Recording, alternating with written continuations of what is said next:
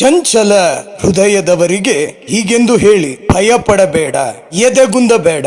ಬರುವನು ಆ ದೇವನು ಮುಯ್ಯಿ ತೀರಿಸಲು, ಬರುವನು ಆ ದೇವನು ಪ್ರತಿಕಾರವೆಸಗಲು, ತಾನೇ ಬರುವನು ನಿನ್ನನ್ನು ರಕ್ಷಿಸಲು. ಪ್ರವಾದಿ ಯೆಶಾಯನು ಬರೆದಂತ ಗ್ರಂಥ 35ನೇ ಅಧ್ಯಾಯ 4ನೇ ವಾಕ್ಯ, ದೇವರ ಪರಿಶುದ್ಧ ವಾಕ್ಯ. ಪ್ರಾರ್ಥಿಸೋಣ. ಕ್ರಿಸ್ತ ಯೇಸುವಿನಲ್ಲಿ ನನ್ನೊಲವಿನ ಪ್ರೀತಿಯ ದೇವ ಜನರೇ, ಪ್ರತಿನಿತ್ಯ ನಾವು ದೇವರನ್ನ ಪ್ರಾರ್ಥಿಸುತ್ತೇವೆ. ಆದರೆ ಕೆಲವೊಂದು ಬಾರಿ ಸೈತಾನನ ಪ್ರಲೋಭನೆಗಳಿಗೆ ಒಳಗಾಗಿ ನಮ್ಮ ಹೃದಯ ಚಂಚಲಗೊಂಡು ಆ ದೇವರನ್ನೇ ನಾವು ಪ್ರಶ್ನಿಸುತ್ತೇವೆ. ದೇವರೇ, ನೀನು ನಿಜವಾಗಿಯೂ ಇದ್ದೀಯಾ? ಇದ್ದಿದ್ದರೆ ಬಂದು ನನಗೆ ನೆರವಾಗುತ್ತಿದ್ದೆ ಅಲ್ಲವೇ ಎಂಬುದಾಗಿ ಆ ದೇವರನ್ನೇ ಪ್ರಶ್ನೆಗೆ ಗುರಿ ಮಾಡುತ್ತೇವೆ. ಕರ್ತನಲ್ಲಿ ನನ್ನೊಲವಿನ ಪ್ರೀತಿಯ ದೇವ ಜನರೇ, ಪ್ರವಾದಿ ಯೆಶಾಯನು ಬರೆದಂತಹ ಗ್ರಂಥ ಈ 35ನೇ ಅಧ್ಯಾಯದಲ್ಲಿ ಸರ್ವೇಶ್ವರನಾದಂತ ಯಾವೇ ಯೆಹೋವ ತಂದೆ ದೇವರು ನಮಗೆ ಸ್ಪಷ್ಟವಾಗಿ ತಿಳಿಸುತ್ತಿದ್ದಾರೆ. ಚಂಚಲಗೊಳ್ಳಬೇಡ, ನಿನ್ನ ಹೃದಯವನ್ನ ಪ್ರಲೋಭನೆಗೆ ಗುರಿಪಡಿಸಬೇಡ.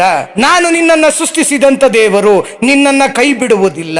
ನೀನು ಪ್ರತಿನಿತ್ಯ ಮಾಡುವಂತ ಪ್ರಾರ್ಥನೆಯನ್ನ ಆಲಿಸುವಂತ ದೇವನು ನಾನೇ. ಭಯಪಡಬೇಡ, ಎದೆಗುಂದಬೇಡ, ನಾನೇ ಬರುವೆನು ನಿನಗೆ ವಿಜಯವನ್ನ ನೀಡಲು, ನಿನಗೆ ಸಹಾಯ ಮಾಡಲು, ನಿನಗೆ ರಕ್ಷಣೆಯನ್ನ ನೀಡಲು, ನಿನಗಾದಂತಹ ಅನ್ಯಾಯಕ್ಕೆ ಮುಯ್ಯನ್ನ ತೀರಿಸಲು, ನಿನ್ನ ಶತ್ರುಗಳಿಗೆ ಪ್ರತಿಕಾರವೆಸಗಲು ನಾನೇ ದೇವನಾದಂತ ಸರ್ವೇಶ್ವರ ಬಂದೇ ಬರುವೆನು. ನಾನು ನಿನ್ನನ್ನು ರಕ್ಷಿಸಿಯೇ ತೀರುವೆನು ಎಂಬುದಾಗಿ ದೇವರ ಈ ಶುಭ ಸಂದೇಶದ ವಾಕ್ಯ ಯೆಶಾಯನ ಗ್ರಂಥ ನಮ್ಮೆಲ್ಲರಿಗೂ, ನಮ್ಮೆಲ್ಲರ ಪ್ರತಿದಿನದ ಪ್ರಾರ್ಥನೆಗೂ ಧೈರ್ಯವನ್ನ, ಶಕ್ತಿಯನ್ನ, ಭರವಸೆಯನ್ನ ನೀಡುವಂತ ವಾಕ್ಯವಾಗಿದೆ.